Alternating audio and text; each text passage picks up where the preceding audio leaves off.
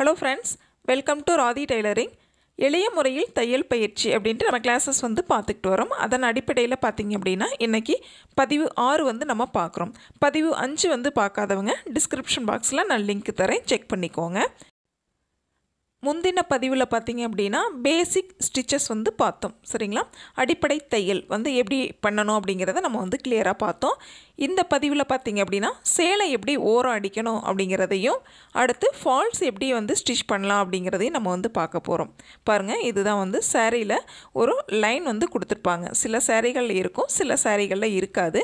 But நம்ம வந்து கரெக்டாக வந்து கட் பண்ணிக்கலாம். கட் பண்ணிவிட்டு சுருக்கங்கள் வராமலும் கிராஸ் வந்து வராமலும் எப்படி வந்து ஓரம் அடிக்கலாம், அதுக்கு என்ன டிப்ஸ் அப்படிங்கிறத பார்க்கலாம்.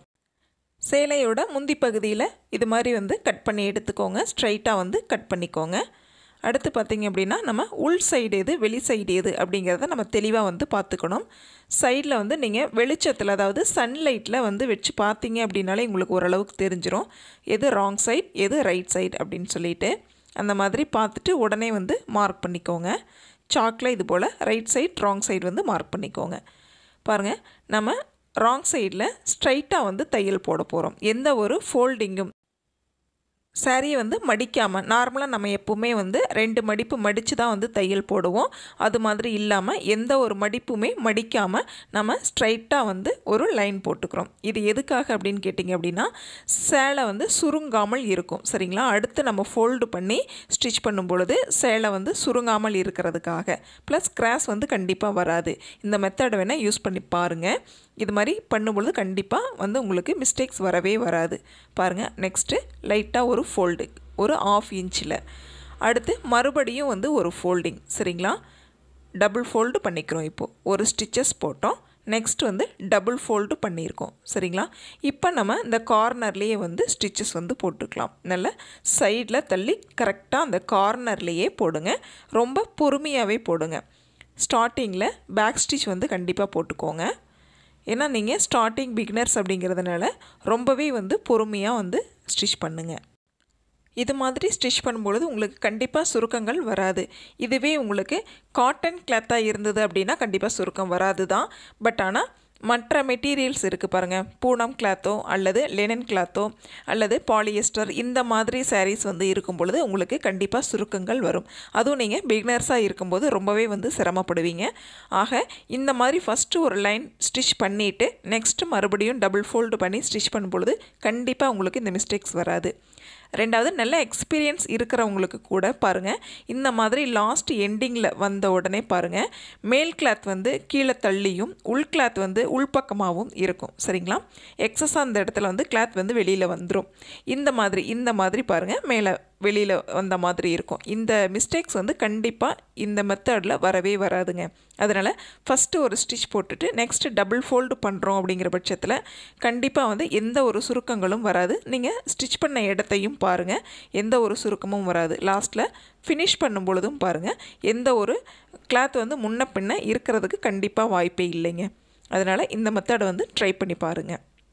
இது மாதிரி ஃபைனலாக முடிக்கும் பொழுது பேக் ஸ்டிச் போட்டு எப்போவுமே வந்து ஃபினிஷ் பண்ணிடுங்க. இது போல் பாருங்கள், ரொம்பவே நீட்டாக சுருக்கங்கள் இல்லாமல் நம்ம வந்து ஸ்டிச் பண்ணி முடிச்சிட்டோம். ஸ்டார்ட் பண்ண இடத்துல கொஞ்சம் த்ரெட் இருக்கும், அதை வந்து கட் பண்ணி விட்டுருங்க. எக்ஸஸாக இந்த த்ரெட்டை வந்து கட் பண்ணி விட்டுறலாம். இப்போ பாருங்கள், சைடு ஓரம், அதாவது சேலையினுடைய ஓரம் வந்து ரொம்பவே நீட்டாக தெளிவாக நம்ம வந்து அடிச்சிட்டோம். இதே போல் எல்லா கிளாத்துக்கும் எல்லா சாரீக்கும் நீங்கள் வந்து ட்ரை பண்ணலாம். காட்டன் சாரீக்குமே வந்து நீங்கள் ட்ரை பண்ணலாம், தப்பே இல்லைங்க. நெக்ஸ்ட்டு பேக் சைடில் இருக்கிற ஓரத்தையும் நம்ம வந்து இதே போலவே நம்ம வந்து ஸ்டிச் பண்ணிடலாம். ரைட் சைடு ராங் சைடு வந்து நோட் பண்ணிக்கோங்க. அதே போலவே ஃபஸ்ட்டு வந்து ஒரு தையல் ஸ்ட்ரைட்டாக வந்து லைன் போட்டுக்கோங்க. அடுத்து எப்பவும் போல் நம்ம டபுள் ஃபோல்டிங், சரிங்களா? ஃபஸ்ட்டு ஒரு ஃபோல்டிங், நெக்ஸ்ட்டு மறுபடியும் ஒரு ஃபோல்டிங். இப்போ வந்து நம்ம கார்னர்லேயே வந்து ஸ்டிச் போட்டுக்கலாம். ஃபஸ்ட்டு நம்ம கார்னர் வந்து ஸ்டிச் பண்ணோம் இல்லைங்களா, அதே போல் தான் இந்த கார்னரையும் வந்து நம்ம ஸ்டிச் பண்ணிக்கலாம். இது போல் டபுள் ஃபோல்டு பண்ணி கார்னர்லேயே வந்து தையல் போட்டுக்கிட்டு வாங்க.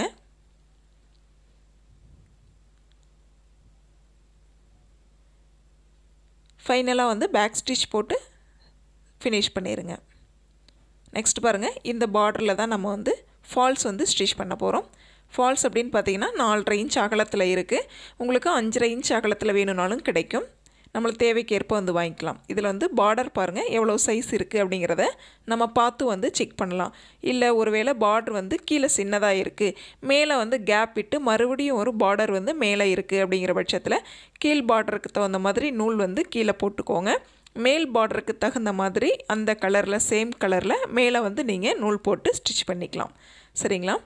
அது நெக்ஸ்ட் பார்த்திங்க அப்படின்னா ஃபால்ஸ் எடுத்துக்கோங்க. இதில் உள்பக்கம் வெளிப்பக்கம் அப்படின்ட்டு அதுலேயே இருக்கும். எப்படின்னு கேட்டிங்கன்னா லைட்டாக வந்து ஸ்டிச் பண்ணியிருப்பாங்க சைடில் லென்த் வைஸில்.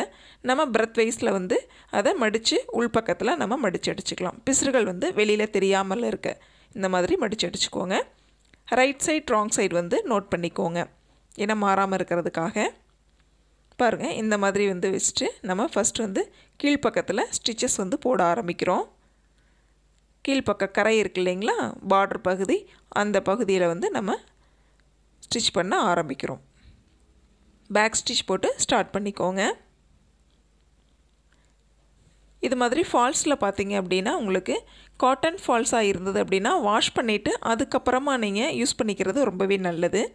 பாலியஸ்டர் அப்படின்னா அதாவது வாஷ் பண்ண தேவையில்லை, நம்மளோட விருப்பம்தான். வாஷ் பண்ணிவிட்டு அதுக்கடுத்து வந்து ஸ்டிச் பண்ணுறது நம்மளுடைய விருப்பம்தான். சாரியில் வந்து கீழ் சைடில் ஃபால்ஸ் எதுக்காக நம்ம வந்து ஸ்டிச் பண்ணுறோம் அப்படின்னு கேட்டிங்கன்னா, நம்ம கொலுசு இருக்கு இல்லைங்களா, கொலுசுடைய கம்பிகள் வந்து சாரியினுடைய நூல் இலைகளை வந்து இழுக்கிறதுக்கு வாய்ப்புகள் அதிகம் இருக்குது. அதுக்காக ஒரு ரீசனுங்க. நெக்ஸ்ட்டு பார்த்திங்க அப்படின்னா, நம்ம வெயிட்லெஸ் சாரியாக இருக்கும் அப்படிங்கிற பட்சத்தில் காற்றில் வந்து நம்ம மடிப்புகள், சாரியினுடைய மடிப்புகள் வந்து பறக்கிறதுக்கு வாய்ப்புகள் அதிகம். இந்த மாதிரி ஃபால்ஸ் கொடுத்துட்டோம் அப்படின்னா பார்டர் வந்து நல்ல திக்காயிருங்க. அப்போ வந்து நம்மளுக்கு மடிப்புகள் வந்து களையாமல் இருக்கும். அந்த மாதிரி காற்றில் வந்து பறக்கக்கூடிய வாய்ப்புகளை வந்து தவிர்க்கலாம். அதுக்காகவும் நம்ம வந்து ஃபால்ஸ் வந்து கொடுக்கலாம். இது மாதிரி நிறைய காரணங்கள் இருக்குது. இது போல் நீங்கள் ஸ்டிச் பண்ணிக்கோங்க. ஃபால்ஸ் வந்து நம்ம ஸ்டிச் பண்ணிக்கிறது ரொம்பவே நல்லது. அடுத்து பார்த்திங்க அப்படின்னா அந்த கார்னர் வந்து நம்ம ஃபினிஷ் பண்ணிட்டோம் கீழ் எண்டிங்கில். அடுத்து பாருங்கள், இந்த சைடில் அகலம் வாக்கில் நம்ம ஸ்டிச் பண்ணிவிட்டு நெக்ஸ்ட்டு மறுபடியும் மேல் சைடில் வந்து நம்ம ஸ்டிச் பண்ணுறோம். இது பார்டர் வந்து ஒரே கலர் அப்படிங்கிறதுனால நான் வந்து அதே நூல் வந்து யூஸ் பண்ணியிருக்கேன். நீங்கள் மேல் சைடில் வேறு கலர் வருது அப்படிங்கிற பட்சத்தில் அது என்ன கலரில் டிசைன்ஸ் இருக்கோ அந்த கலரில் வந்து நீங்கள் நூல் வந்து யூஸ் பண்ணிக்கோங்க, ஸ்டிச் பண்ணுறதுக்கு யூஸ் பண்ணிக்கோங்க. ரெண்டாவது பார்த்திங்க அப்படின்னா கீழ் சைடில் நேராக எடுத்து விட்டுட்டு மேல் சைடில் சுருக்கங்கள் இல்லாமல் கையில் வந்து நல்லா தள்ளி விட்டுட்டு அதுக்கப்புறம் வந்து ஸ்டிச் பண்ணுங்கள். அப்போ தான் வந்து உங்களுக்கு சுருக்கங்கள் வராது. கீழ் சைடில் நல்லா இழுத்த மாதிரியே இருக்கணும் ஃபுல்லாக நம்ம ஸ்டிச் பண்ணி முடிக்கிற வரைக்கும். அப்போ தான் வந்து சுருக்கங்கள் வராமல் இருக்கும். நெக்ஸ்ட் பாருங்கள், இந்த மாதிரி நம்ம வந்து டர்ன் பண்ணி அகலவாக்கில் தையல் வந்து போட்டுக்கலாம். பார்டரினுடைய அகலவாக்கில் தையல் வந்து போட்டு ஃபைனலாக பேக் ஸ்டிச் போட்டு ஃபினிஷ் பண்ணிக்கலாம். இந்த மாதிரி ஃபால்ஸ் வந்து நம்ம ஸ்டிச் பண்ணியிருக்கோம். பாருங்கள், எந்த ஒரு டிஃப்ரெண்ட்டுமே தெரியாது. லைட்டாக ஒரு நூல் மட்டும்தான் நம்மளுக்கு வந்து தெரியும். இதில் ஃபால்ஸ் அடிச்சிருக்கோமா இல்லையா அப்படிங்கிறது எந்த ஒரு வித்தியாசமே நம்மளுக்கு தெரியாது. பாருங்கள், இதே போல் சேலை ஓரம் அடிக்கிறதையும் ஃபால்ஸ் வந்து எப்படி ஸ்டிச் பண்ணோம் அப்படிங்கிறதையும் நல்லா ப்ராக்டிஸ் பண்ணி பாருங்கள். அடுத்த பதிவில் நம்ம வந்து சந்திக்கலாம். Thank you friends.